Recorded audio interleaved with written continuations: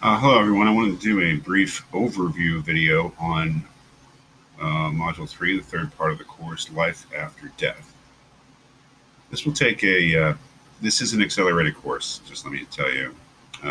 So the kind of readings that I am throwing at you are a reflection of the fact that the course is an accelerated course.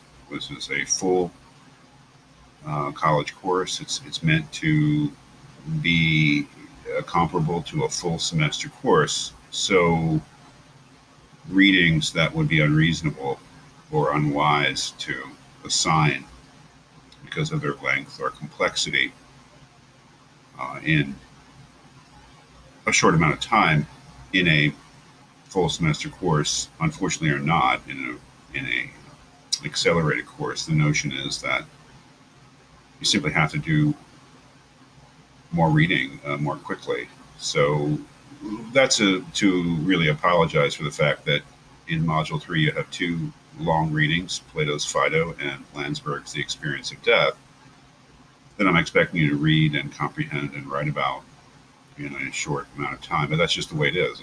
It's an accelerated course. But I do understand that this is somewhat a challenge. But in any case, the subject is life after death, and if we look at what we've done so far in the module on Epicureanism and then the Jonas and Gray readings, is that there's a very diverse array of material that and thinking that is contained in all those readings. But one thing is constant, and that is an acceptance, either tacit acceptance or an open and explicit acceptance of the Epicurean theory of death, or at least its basics, and that is that the death is the absolute end of the person. Of course, in Module 1, the second and third readings really argue against Epicurus, but they don't argue against that part of Epicurus. The real issue there is, despite the fact that we become nothing at death, can we still say that death is a bad thing for the one who dies? But there's no challenge of the fundamental thesis that we do become nothing at death. And that's true also of Jonas and Gray. They're interested in different things. They're interested in the implications of death for human existence in different ways. But they don't challenge the basic idea that death means the end of the person. I would say that in both cases, the background assumption is that we are finite creatures and that there is no existence after death. That's what makes Module 3, Life After Death, such a departure from what we've been doing so far, because both of these texts are devoted in one way or another, or I should say in very different ways, to trying to establish that death is not the end and that Epicurus wasn't just wrong in the details, Epicurus was wrong fundamentally. That is, that he was wrong in his basic assumption that death was the becoming nothing or the end or the annihilation of the person. I say that it's important to, or I would say it's very important to get to the point in your understanding of these two authors to distinguish between them. Although they are both devoted to the notion that there is some part of the person that survives, they have a very different approach. This dialogue here, the Phaedo, is probably the most important attempt in Western philosophy to put a belief in the immortality of the soul on a rational basis. That is, to try to establish the immortality of the soul purely by argument. And it's a very complex dialogue, a very demanding dialogue, and it is of great literary merit, but fundamentally it is devoted to that. That is, to trying to establish that that the soul lives on after its so-called separation from the body.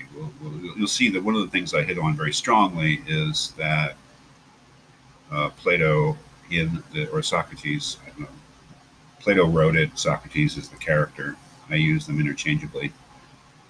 That the fundamental assumption about death is that it is the separation of soul and body, just as Epicurus's fundamental assumption about death was that it is the privation of all awareness.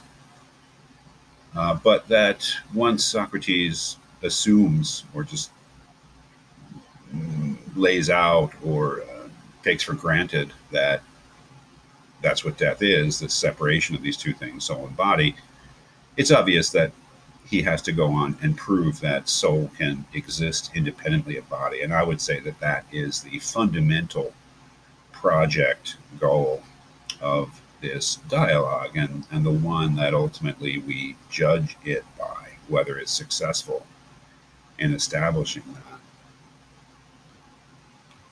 that. Landsberg, I would say that in superficial readings of Landsberg that I've seen in the past, once students understand or are told that Landsberg is a Catholic writer, that he's a Christian writer, they assume that he is simply repeating the kind of attitudes towards death and the afterlife that they have heard in their religious training, which is not true at all. I've heard students even say, oh, he relies too heavily on the Bible.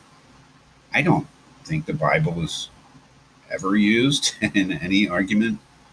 It may be quoted here and there in passing, but it couldn't be more wrong in terms of an assessment of what Landsberg's trying to do. You simply have to read it.